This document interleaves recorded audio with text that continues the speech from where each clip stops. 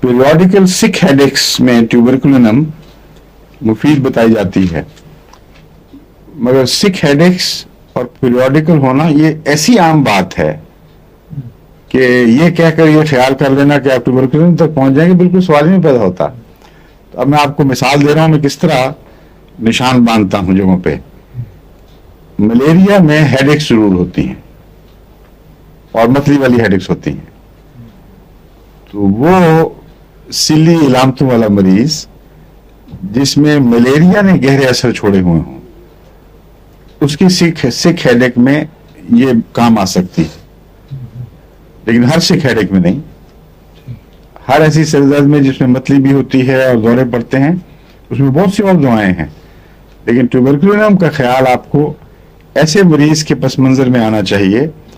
جو ملیریائی علاقے کا ہو، جہاں اس طرح موسم بدلتے ہوں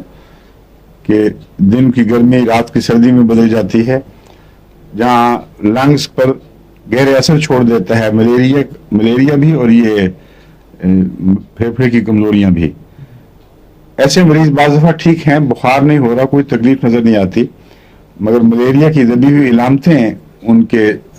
سر درد کی شکل میں، دورے دار ویسے درد جیسے ملیریا ہو رہا ہو۔ ایسے مریضوں کو جب آپ ٹیوبرکلوزم سے ٹھیک کرنے کی کوشش کریں یا گہری ملیریا والی دواؤں سے، مثلا نیٹرمیور ہے، تو اس صورت میں متنبہ رہیں کہ بعض دفعہ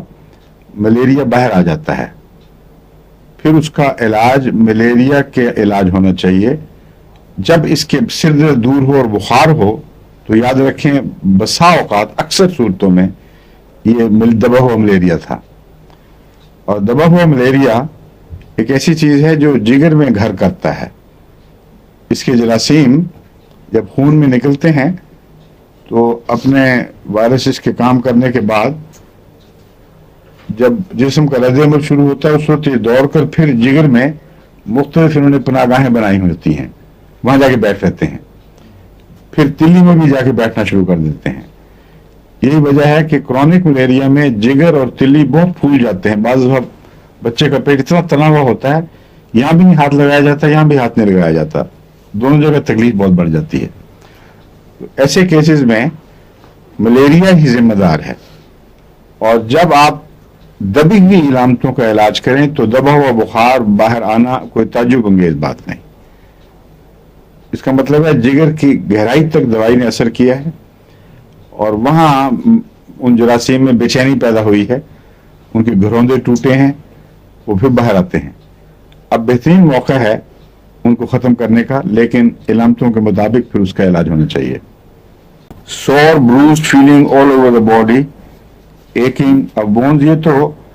دونوں علامتیں سل اور ملیریا کی مشترک علامتیں ہیں۔ جسم میں دردیں، بخار کی کیفیت، بیزاری، کیلشیم کے ساتھ کہتے ہیں ٹیوبرکلوزم انٹرچینجبل ہے، اور ہائیڈروکیفلس میں ٹیوبرکلوزم اچھا اثر دکھاتی ہے۔ یہ وہ چیز ہے جو میں پہلے بھی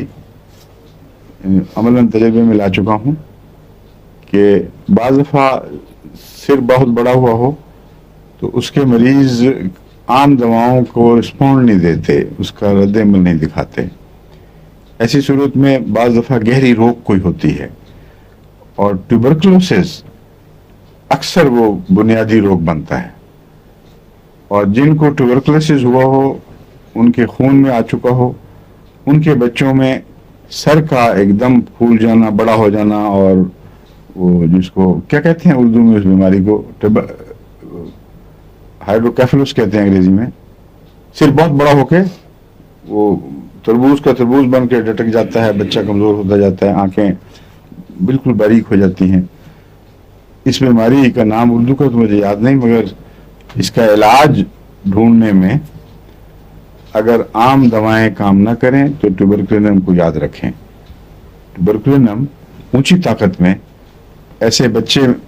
میں وہ رد عمل دوبارہ پیدا کر دیتی ہے جو